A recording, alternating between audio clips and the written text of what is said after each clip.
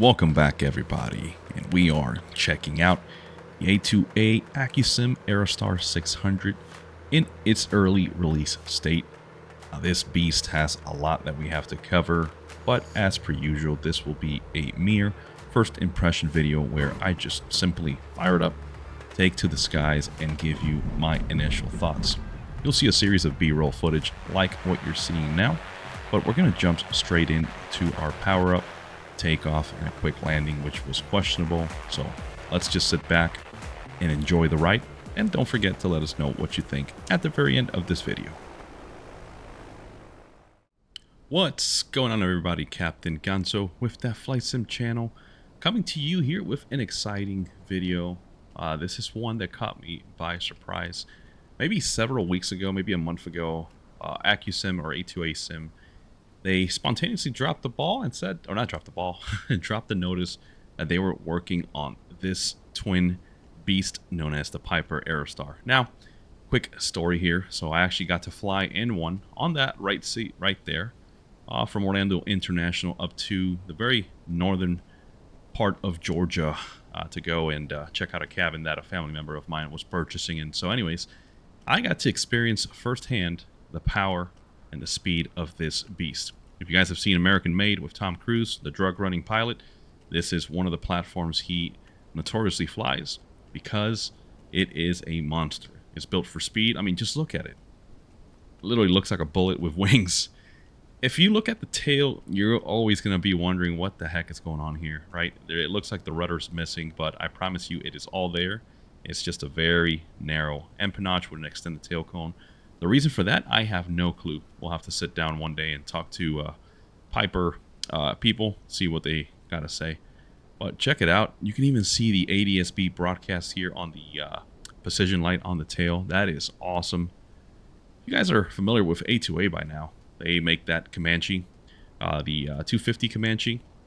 And back in the FS 2004 and FSX days, they used to make some awesome paintwear add-ons to include some warbirds and whatnot. So we don't expect anything less. And keep in mind that this is in early access, so there's probably things here and there that are not modeled, but check it out. We're doing the walk around. Look at the fuselage tank here. You can actually see that baby blue color for the aft gas. Let's open up the cargo compartment, shall we? See if we got some luggage in here. Look at that. Flyaway kit toolbox. Looks like we've got various bags.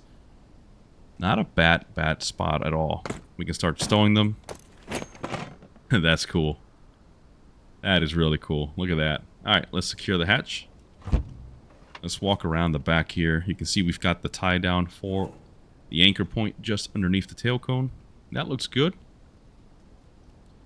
Checking the elevators here. See, yep, we can move them freely.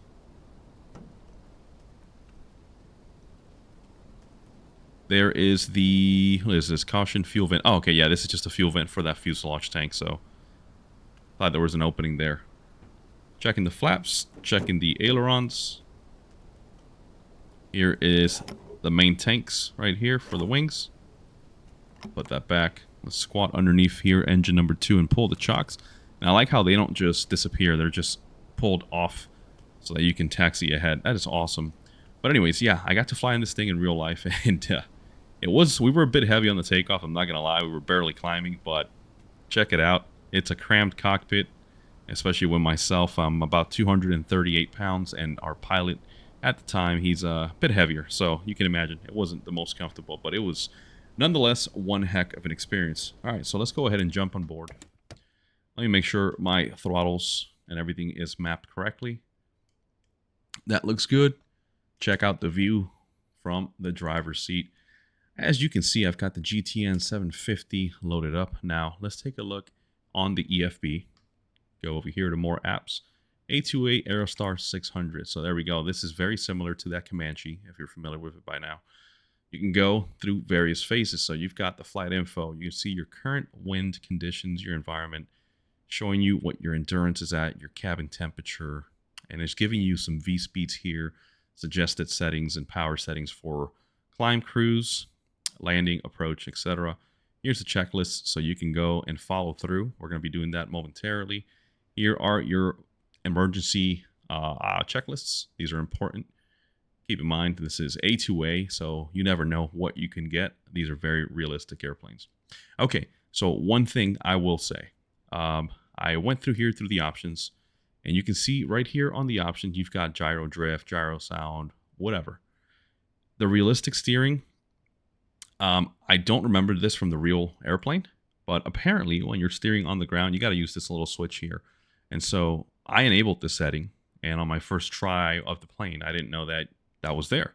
So I was using a lot of differential braking and a lot of asymmetrical thrust to get the airplane to turn, and I was getting frustrated because I'm like, I don't remember this aircraft behaving that way. So with that being said, I am going to disable realistic steering and just rely on the input from my rudder pedals to steer left and right. But if you want to use that switch, or you have it mapped to something on your yoke or your throttle, then by all means, go for it. That is awesome. Good for you. It's just not my thing right now, and I just want to make the experience better. Right here, you can see we can cycle through different GPS units, 430, 530, a 530, and a 430, or just make it simple. If you are using the PMS or TDI 750, just hit that and you'll be set. Now, all this is going to update as you fire up the aircraft and start powering on your equipment. So right now, everything is showing off. Here's our fuel and our payload. We're going to keep it as is. So we have 30 gallons on the fuselage, 26 on either side. You can see we are towards the aft end of our CG. So what we're going to do is start alleviating some weight. Let's make it 50 pounds. That's much better. I am north of 200 pounds, so I'm going to make that happen. Let's see. Let's keep going. Let's do 230. I'm going to convince myself that I am 230. All right. I'm not going to believe what I see on the scale.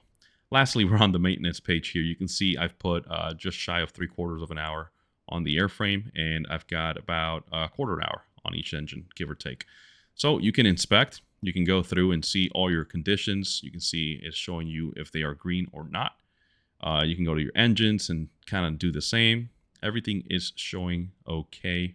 No components are worn down, and it's only because I've barely used it. However, if you want to be crazy, you can switch and go down here to the aircraft condition. You can go to used, you can go to auction, so you're at the mercy of whatever you picked up. And right here, all these features, I do remember them from the Comanche. I just don't feel like changing them, although I am familiar with these weights or these oil types, as I used to sell these when I was a line service technician for Signature. We used to carry boat tons of these to give to different aircraft and pilots as necessary. But here's your engine 1, engine 2, your engines analyzer. Very similar, albeit not as detailed as the Black Square sims, but it still will give you the information you'll need, and we'll monitor that as we get ready to fire up. And lastly, your electrical systems. Okay, so let's go to flight info, checklist. Before engine start, pre-flight completed, passengers have been briefed. In other words, shut the heck up and maintain a sterile cockpit while we are taxiing, taking off, and are during those crucial portions of flight. Seatbelt secured, cabin door closed and locked. We'll keep it open for now. Battery and ignition off. Gear switch is down. Gear is down. Verified on the outside. You see the gear lever right here. Flaps up as indicated by the lever over here. And then you can see how the flap indicator dial there is showing full, but it's because we don't have any power. But if we go to the outside of the aircraft, we have indeed verified. Flaps are up. Okay, brakes test for firmness. So we're going to press on them. That feels about right. I'm okay with that. Oh, wow. And look, you've got the EFB here too, the actual EFB.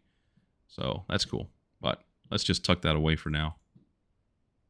Let's put it away. It's just easier to read here. Flight controls free. Yep, I don't have any control locks. Switch is all off. I can confirm that all, if not most, are off. Here we go. You can see all of our electrical stuff is off. Fuel pumps are off. Let's see. Hydraulic valve is open. I guess that can stay on. But anyways, let's continue with that checklist. Battery can come on. So we're going to go over here. Go to the battery. There we go. You can hear the battery coming on. Okay. Gear lock lights on. Yep, I see them. 3 green. They are indeed on. elevator and rudder trim neutral. Okay, so let's take a look. You can see our elevator and rudder trims right there are 0, so they are neutral. Hydraulic shutoff should be open. Okay, so that's what it is right there. The hydraulic valve is open. Makes sense. Fuel check. Let's see where we can find our fuel indicator here in the cabin. I'm just scrolling through. Fuel flow. I don't remember where to look at my fuel here. Yeah, I don't know, guys. I'll have to figure that one out. There's nothing on the overhead there.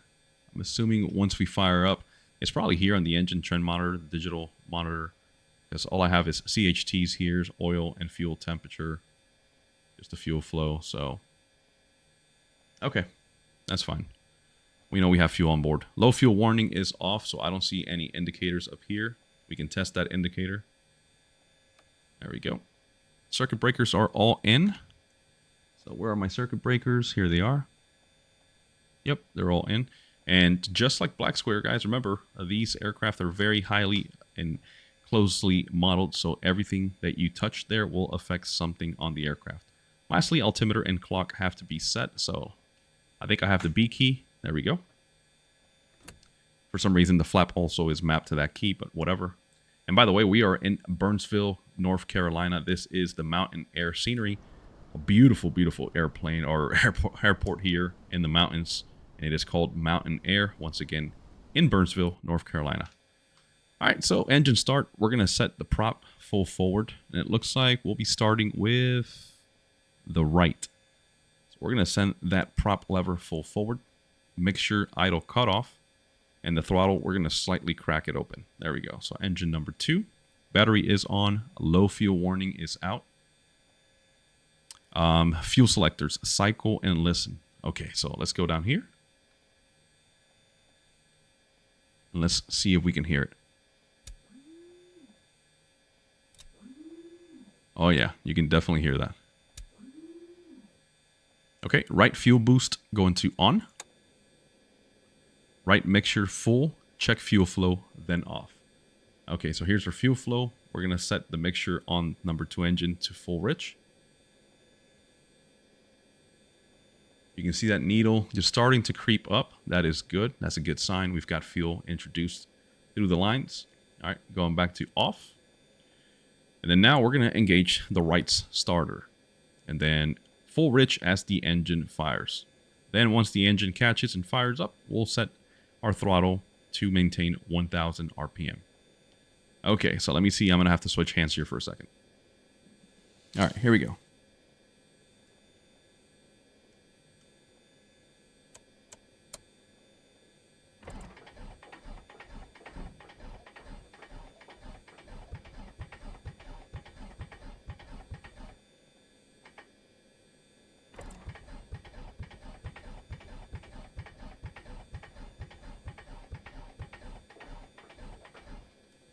So, funny enough, I do remember this plane taking quite a while to fire up, and I sat there on the right seat. And as you can see, they definitely modeled that. Why? I have no idea what is inherent with this aircraft or the power plants or why it behaves that way, but we're going to let it sit for a second. Let's try it again. Let's see.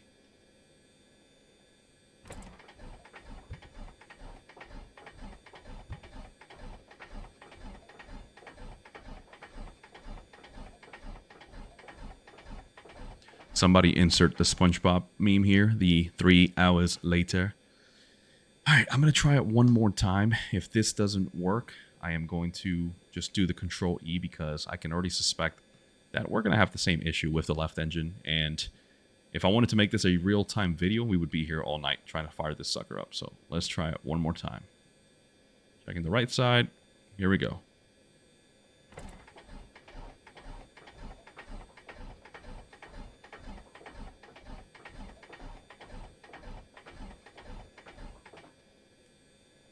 Okay, well, I'm definitely going to end up burning my starters here and my engine before I even fire down or fire up. So I'm going to Control E it, and then we'll just come back when it's fired up.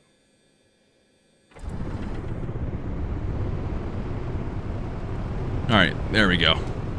I know, I'm cheating. I'm sorry, guys.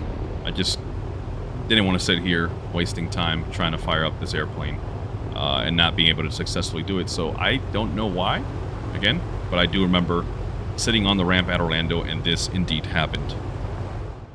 Oh, wait, let me close the door. I just killed myself there. Whoops. Okay, I guess the door will close automatically, or let me see if I can have an option here for the aircraft. Controls. Parking brake. I don't see the doors. Huh. Okay, I think it'll automatically close once we start taxiing. Actually, let me bring that back up. Let's go to the checklist once again. So for warm-up, we're going to try to maintain 1,000 RPM. There we go.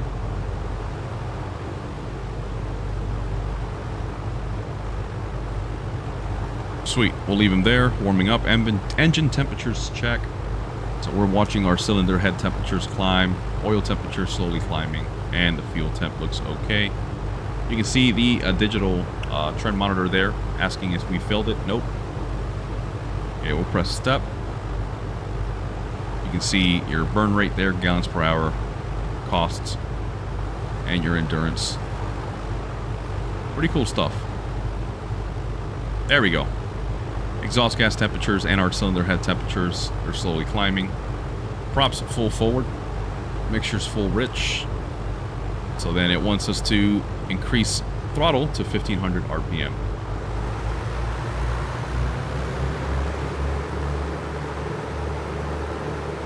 Alright, check engine instruments.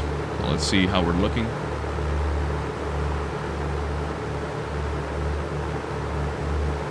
That looks good to me. Alternator check for 28 volts.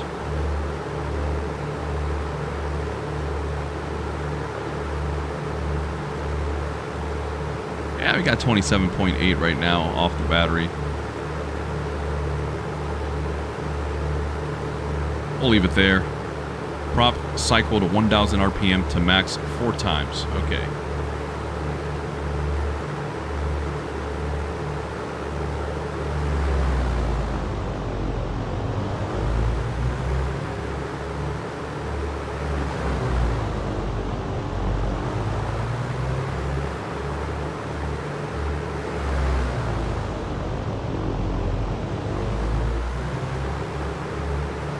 Alright, that's good enough there. Now it wants us to check mags, so we're going to cycle on the left engine.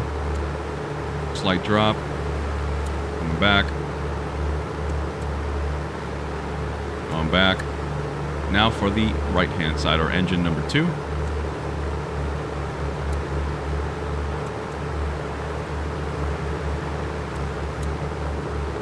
Good. Gyro pressure. Looks good. All right, we'll put up the before taxi checklist, or before takeoff, sorry. Let's go ahead and get our lights on. So we'll put the beacon, obviously taxi light on. Let's get nav light. And let's go ahead and release the parking brake. Start moving. Woo, moves pretty fast. There we go. Cockpit secured. And there we go. Now I can actually taxi just like any other aircraft. Alright, so as you can see, we're literally sitting on top of a mountain here. Ooh, look at that Tacoma.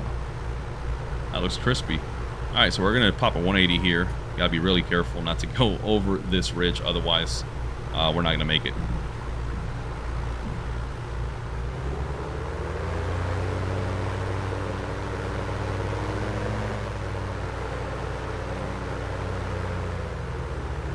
Alright, we're going to line ourselves up here as best as we can. And then let's get ready for a quick takeoff. Alright, so we're lined up. Obviously, we don't have flaps down or anything, so let's go ahead and just get, I don't know, let's go 20 degrees. And keep in mind, this flap lever is different. You see, you have a neutral state, so you have to go beyond that. Let the flaps drop.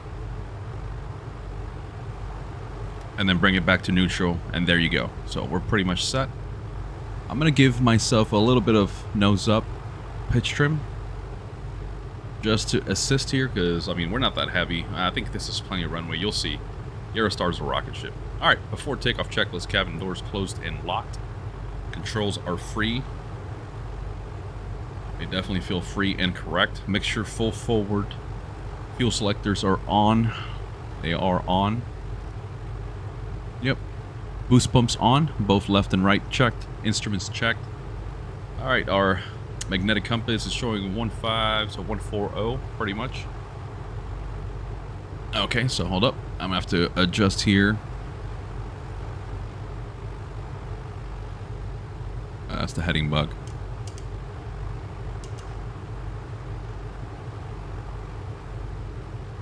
Okay, we're gonna be a little lopsided here. And it's showing heading mode is enabled. Let's go to GPSS just to use that GTN 750. I'm not actually doing a flight anyway, so it's alright. We'll figure it out. Alright, instruments are checked, radios are set. They are here on the 750. Flaps 0 to 20 degrees. Bingo. We're at 20. Trim set, pitot heat as desired. Parking brake release and throttle full forward. Okay, that's pretty straightforward. Let's look here. I think our pitot heat is just here. Yep, there we go. Get that enabled. Let's get our cabin fan on for now. Well, there's only one thing left to do, ladies and gentlemen, and that is to go ahead and light the fires and kick the tires, right? Something like that. I don't know. Oh, wow. There's our fuel quality indicator. I knew I overlooked it. Okay. Anyways, let's take a look outside. Get our landing light on. Here goes nothing. Holding the brakes, we're going to let the power build up.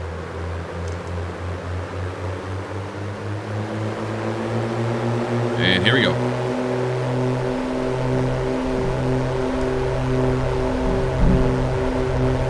Holy heck.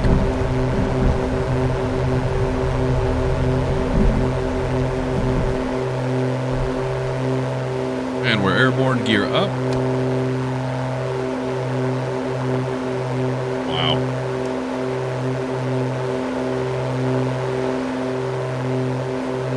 Let's go ahead and clean those flaps up.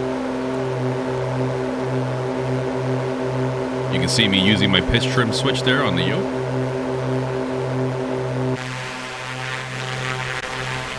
What a beautiful scenery, by the way. Nothing like flying around the mountains here.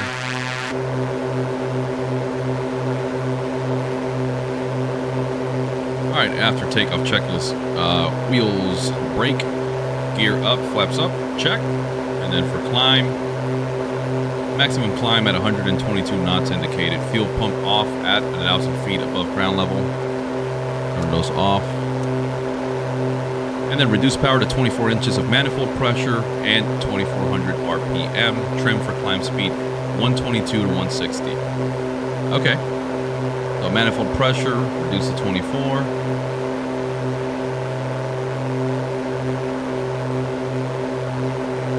Somewhere about there, and then let's reduce the RPMs as well.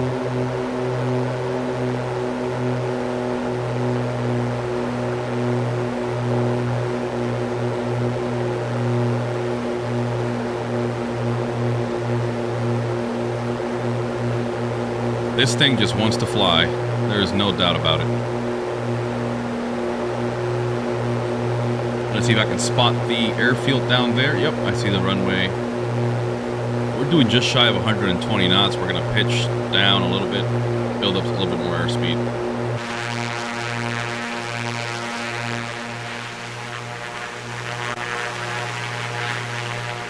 What a funky looking plane, isn't she? But I guess when you're flying at these speeds, you don't really care what you look like. You just care to get there fast enough, right?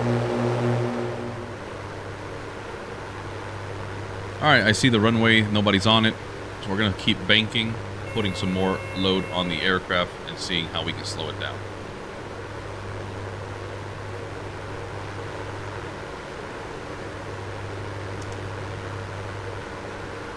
Oh, this is going to be awesome. I'm nervous.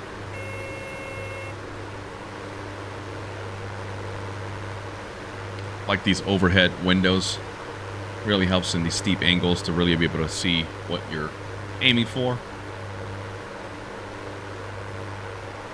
All right, let's set that mixture full rich. Getting dangerously close to these hills here.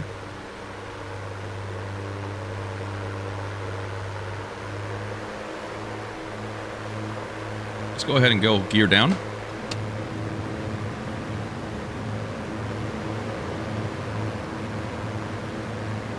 Airspeed indicator showing we're in the white band for VFE. Let's start bringing flaps down.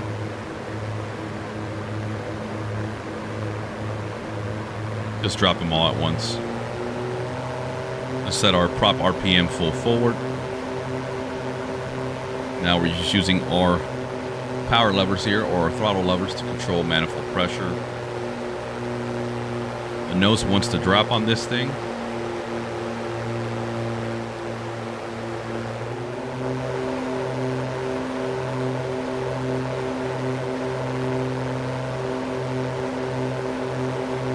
Nope, that is not the runway.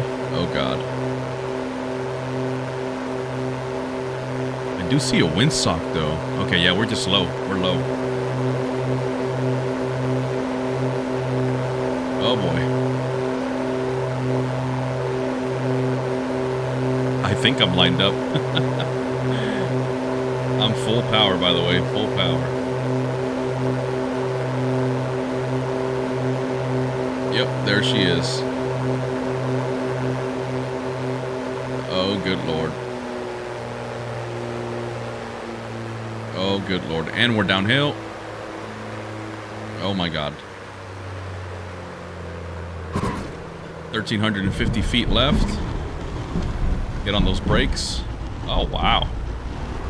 Wow, wow, wow. This thing stopped with no problem. This is a pretty fun plane. I'm not gonna lie. It's definitely challenging. You couldn't tell there, but because I was so low and because we're sitting at, what is this, 4,300 feet above our mean sea level, I was on the power full, and that thing was barely climbing.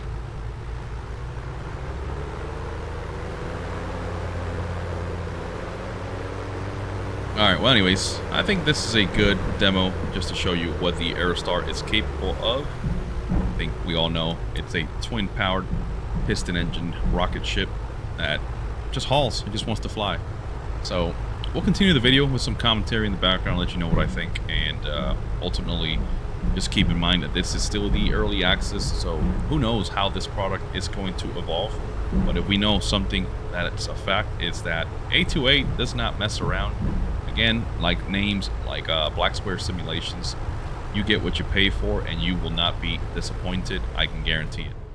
All right, now for the real reason we are all here, especially you guys who are out there just waiting to see if this is a purchase that is worth it and if it's going to really be worth the money. Well, I gotta be honest with you guys. I try to be as transparent as I can be, and some of you might be shocked right now to hear my verdict.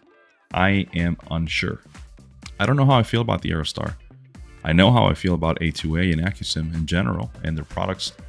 You guys know that we love their Comanche. I mean, it is arguably one of the best, if not the best, and most realistic general aviation add-on for flight simulator in general. So why can't I say the same thing about the Aerostar? Well, here's the bottom line. It's an early release, okay? Early access, so we still might be missing a few things that just make that experience a lot better. Is it the lack of liveries? Because this is the only livery we get. No, I don't think that's it, really. I mean, when we're flying, we just focus on what's inside. And we really care about the liveries for screenshots and for videos and to just have a little bit more diversity. But in all honesty, that's not the case. Is it lack of modeling? Absolutely not. I mean, look at the interior of the cabin. This is a perfectly rendered and modeled airplane. There's nothing in here that tells me, hey, this is an early release. There's no work in progress textures. No, they put quite the package together for an early release. Is it the lack of systems dev? No. That EFB has a lot of features and a lot of stuff that remind me of Black Square Sim, you know, with the engine analyzer, your electrical system overview, failures, and overall maintenance of the aircraft. So that's definitely not it. So what is it about it? Well, I'm trying to think long term, will I be flying this aircraft a lot? And the answer is probably no. But that is me. This is Captain Gonzo expressing his opinions and his thoughts. That does not mean this should apply to you. So, having flown in the real airplane, not flown it like hands on my controls, I was just right seating. I was excited. I thought this plane was gonna blow my mind off. It was gonna be the add-on of the year. And to be surprising, or to my surprise, I actually am enjoying the Coronado CT210 that I just released the video for. I know I can hear the gasps. I can hear people already screaming at me. How dare you? How dare you say that you're enjoying a Coronado product over an AccuSim or A2A product? Well, that's just me, guys, and I don't know. I'm almost ashamed to express this commentary in this video, but I have to be transparent because remember, we're not here to drive you guys to make purchases. You know, we all work for a living. We all have to make those decisions, and sometimes my thoughts are that, well, it's maybe just not worth it just yet. But if you're a diehard fan of AccuSim and you're a diehard fan of the Aerostar, I know there's a lot of AF geeks out there that have always wanted to have an Aerostar in the sim, myself included. Then, you know what? By all means, go for it. Don't let anybody tell you how to manage your own money and your finances, especially when it comes to flight simming. And yes, that includes your husband or wives out there. Trust me, I deal with it weekly. But with that being said, it is not a bad aircraft. It is not a bad product, even in its early release. So I keep telling myself, hey Gonzo, maybe it's just the fact that there's certain things that are missing and you haven't noticed. And maybe that's why your experience with the airplane hasn't been all that fun. So you know what? Maybe we just gotta wait a few more weeks, maybe a month or two, and see what kind of updates AccuSim gives us so that we can make a more in-depth review later on to make a final decision and say, hey, you know what, guys? I was wrong. I just needed to warm up to the Aerostar. Another factor that I was considering, is it the performance of the aircraft? Both like the characteristics, the handling, the power, and how it affects the simulator? No to all. This airplane runs very smoothly, and besides those casual stutters that are inherent to Flight Sim 2024, especially during these replay scenes, the aircraft behaves perfectly fine. Handling it is pretty easy, especially with all the realism enabled on it, like gyro drift and all that. It handles just like I expect a product of the 60s and 70s to behave in a twin engine platform. So I'm just running down 8 mental checklists here. Maybe it's the lack of, I don't know, availability in the cockpit. I mean, you can see it's pretty easy. It's pretty simple. You've got your standard 6-pack. You've got the GTN 750 if you so desire. And you can do this, like what I'm doing right here, which is I'm pretending I'm Tom Cruise and American made and just doing some low-level flying to avoid radar detection so that the feds don't catch up to me. But spoiler alert, that story didn't end well for anybody, especially Tom Cruise's character, who I don't remember his real name, but yeah, plot twist, he died. He got killed. So don't do drugs, kids. Don't get involved with drug business. That's my personal recommendation. But again, just like your finances, you guys are free to choose to do what you want. But you can see I'm having fun with the airplane. I don't hate it, okay? Don't get me wrong. Don't take my words out of context. I don't hate this aircraft. I just don't feel that spark. I don't feel the love for it that I thought I would have. Maybe it's because it's got a face built for radio, right? This thing is ugly. I mean, let's be honest. There is nothing pretty about this plane. That standard glare shield just curves over the top. There's no character. I don't know. Hey, maybe it's just me. Maybe I'm just being picky and you guys are probably talking crap. But you know what? Let me know what you guys think in the bottom here in the comment sections. And remember, guys, these are my opinions. It is still in early access, so that does not mean my opinion is the end all be all. I just think I gotta give it more time, let the product mature a little bit, and see if I kind of start warming up to it. But other than that, I don't think I have anything else to say other than my recommendation is watch some more videos, okay? Don't just rely on that Flight Sim channel entirely. Go watch several other people and see what their conclusions are at the end of their first takes, first impressions, whatever you want to call it. Because they might have other features and things that they covered that I completely missed. And secondly, I didn't do full flights in this thing. I didn't do, point A to point B. I was just taking off random airports across the world. and just grabbing as much B-roll footage as I could for the purpose of this video. So I didn't put the Aerostar through the test. So maybe that's what it is. I just didn't get a chance to enjoy the aircraft, but maybe I'll try it again in the future, like I said, once AccuSim gives us some updates. But anyways, guys, let me know what you think.